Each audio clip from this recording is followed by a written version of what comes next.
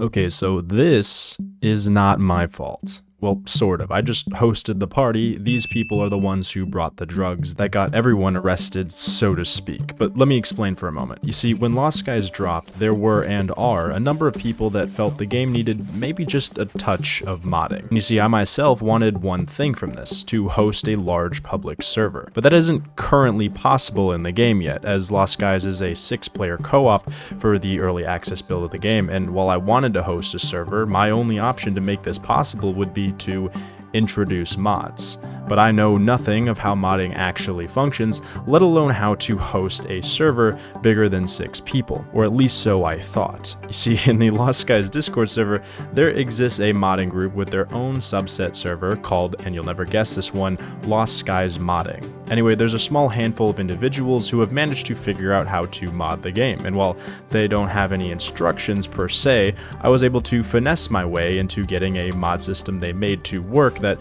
cuts off the player cap, making it so theoretically any number of people can join. Although, as I would come to discover, this came with a hefty amount of desync and other issues I had no idea how to fix, but little was I aware, opening the floodgates of quote anyone into this makeshift monstrosity that I called a server is certainly not something I fully realized the scope of.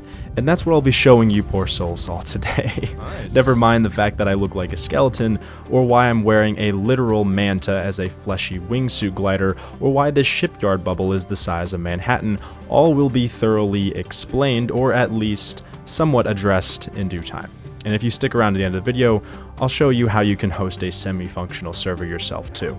Although God only knows how disastrous that can end for you, I feel like this is simply going to lead to some very interesting videos from people like me who won't rest until they see a dancing Miku riding a glider in this game. Now, about a week ago, I had finally managed to get it working, modding my game to make a set 99 player cap.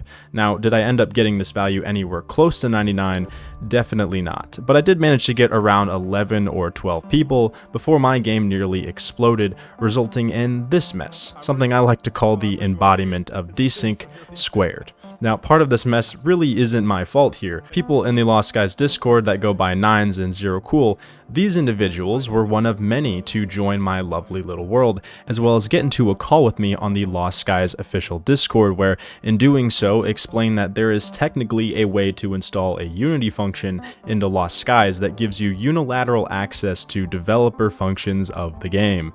The first of these functions they exploited in my world was what I'm going to dub the Behemoth. Now, this absolute unit, weighing in at a staggering 35,200 pounds and damn near doubling the max energy limit of the game, was supposedly designed by Nines. From what I understand, when getting access to a dev console, they were able to sort of turn off the physics limitations for their creations, as well as compile and overlap all kinds of objects, including wings, skycore upgrades, and engines, all in nearly one single location.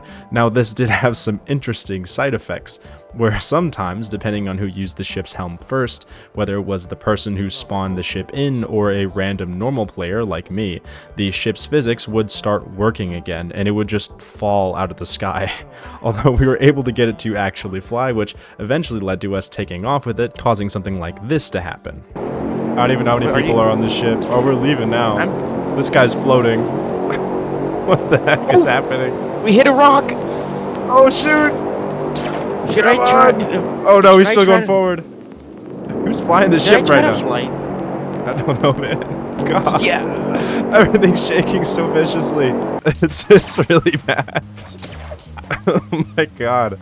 What the heck is this? This might need to be a rehost, I'm not gonna lie. Eventually we were forced to relog, as the world with too many entities crashed into rocks, causing everyone to completely desync into one fell swoop. We were eventually able to take the Behemoth to the skies and fly the thing to Shattered Peak, one of the very well-known community-made islands, and once parking it, the two individuals who actually made this happen showed me that you can spawn in some fun items as well. These were namely the Manta Glider and the Skeleton Suit. Oh, this is the fit, dude. Oh my god.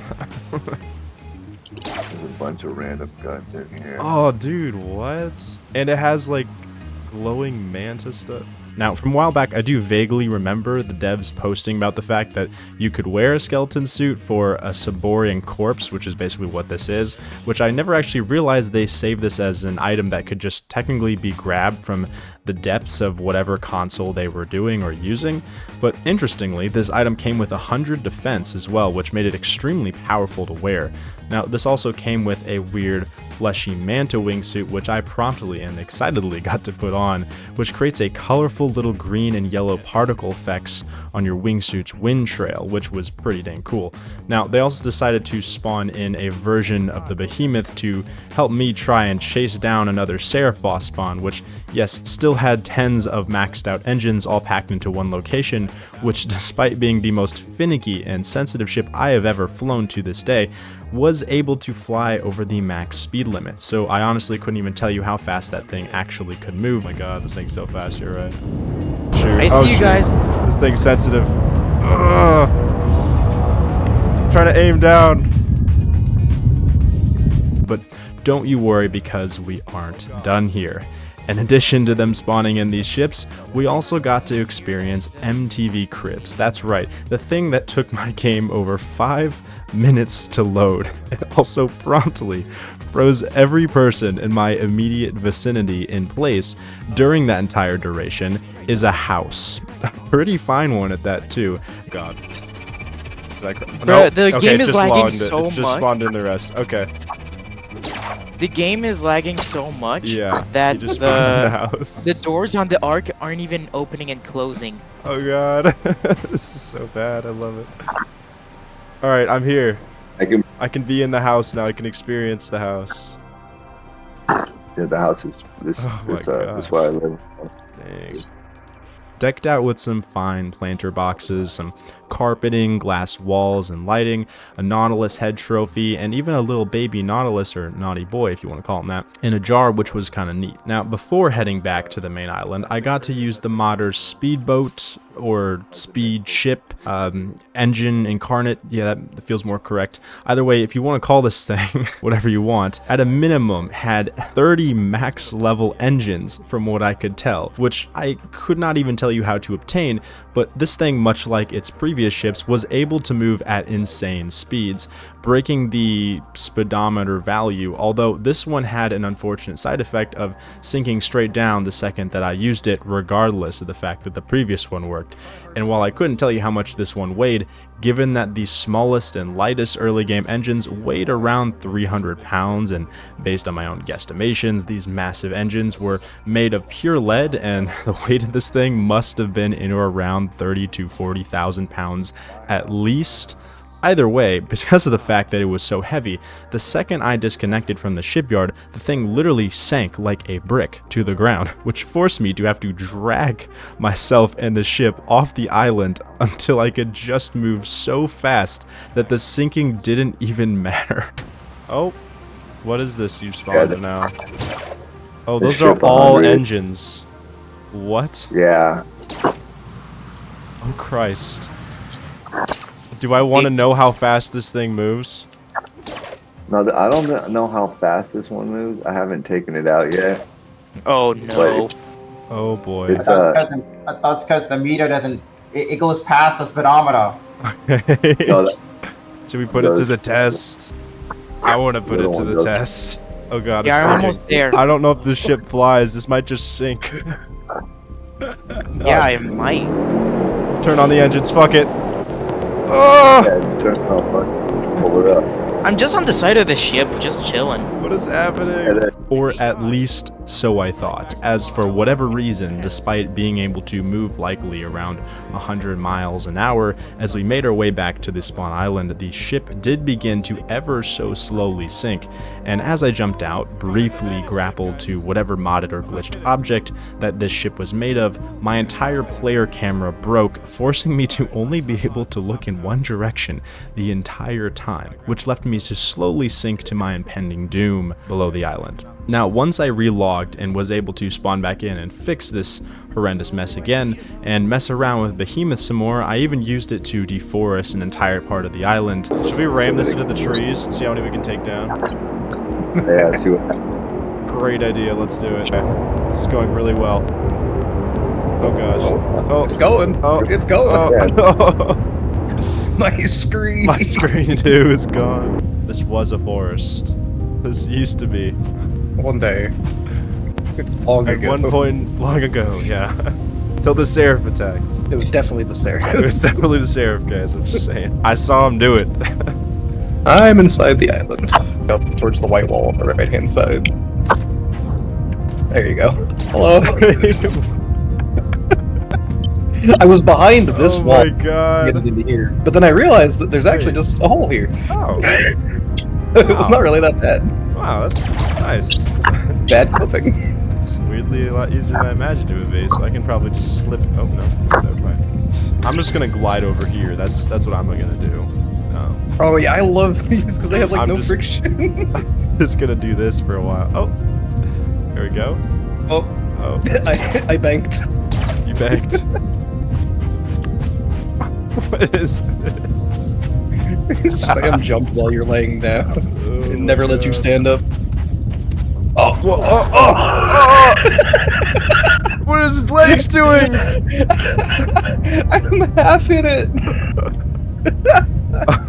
Dude, I almost made it out, man. you humped your way through the floor, bro. What? And even see modders max out the shipyard bubble size, which was literally the size of Manhattan, probably even bigger than the starting island rock chunk itself, where we promptly goofed around with the glitching platform itself to ice skate around. It probably is bigger. You know, actually, I think you're right. I didn't realize it goes this far. I was wondering why I couldn't grapple on it. It's because it's too far. Friend. Nice. I'll see you around, man. Wee. Bye. It's still going. See ya. I have to get out of the bubble first. Shit. I love how you just fly faster and faster. If you just spam space, you just gain momentum. Oh my god, you're right. Now, the last few sets of things that we really attempted to do with these guys was try and climb past the world height where they would no-clip to the ceiling and try and spawn in glitch ships to actually grapple to and get to space, although unfortunately that didn't really work out quite so well.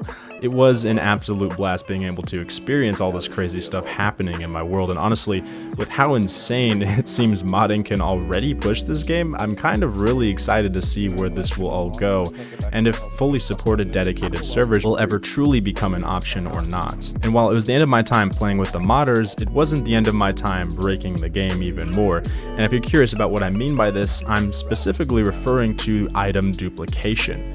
If you're like me and you keep a separate world for stocking resources and other objects for testing out mechanics or ship creations that you want to see if they actually work, then you might want to consider item duplication. Now, in the early access build of Lost Skies, this can be achieved in not one, but 3 ways. And if you're a fellow knower of how these methods work and who otherwise don't want these glitches to be shared or likely patched out, I just want to say I'm sorry, it had to be done. And if you're a dev out there possibly watching this video who wasn't a knower of these glitches, then you're welcome. But please give me some more time to duplicate some items before you fix it. Anyway, the first of these methods is what I would consider to be the least broken, and courtesy of World of Wolf, a great YouTuber who knows a ton about the many mechanics and exploits of Lost Skies. I'll link his stuff in the description. Anyways, this was the pretend metal glitch.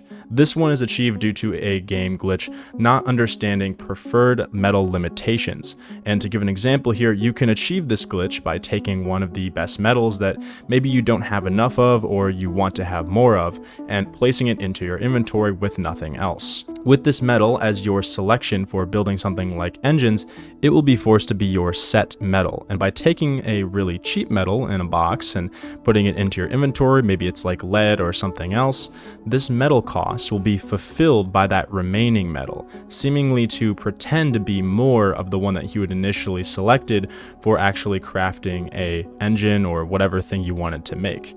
And then once you actually select the object to build, using the selection of the single piece that you put in the first time, you can build the cost of, say, a 100 metal engine for only one of that initial item. And by deconstructing it to get half of what that cost would have been, you will profit half of the cost of the whole material that should have theoretically been spent, thereby continuously creating high quality metal out of thin air. Already pretty broken, yeah? Don't worry, it gets more broken from here on out. The next method of duplicating items and also for getting extra inventory space is the stash glitch. This is one that I came across accidentally in my travels, where by selecting an item that you don't want duplicated for crafting, then dragging it over the actual item you want, switching places with it, you can then move that item into your stash inventory, which currently is only used for holding items like the World's Adrift Legacy Pack. Now, I don't know if this means it doesn't work on people who don't have the pack, but by dragging items here, you can then move, say, a stack of metal that you want to craft something with. And then by moving it there, and then going to craft something with only the metal that you have in your stash inventory, you can make that thing at 0 cost to you. You just have to have enough to achieve that threshold. So if something costs 100 metal, you still have to have 100 metal in your stash inventory, but then once you craft it, then it won't cost any metal. Now this also works if you just want to keep in here say ores or just foods that you want to use at your furnace to just craft an infinite number of metal basically at a furnace, or an infinite number of food at your actual cooking station. This does work, so use it at your own discretion. You do have to be careful though, because if you accidentally drag an item over your data disk that's sitting in your stash, it will just flat out delete them and get rid of all the knowledge you spent so long collecting.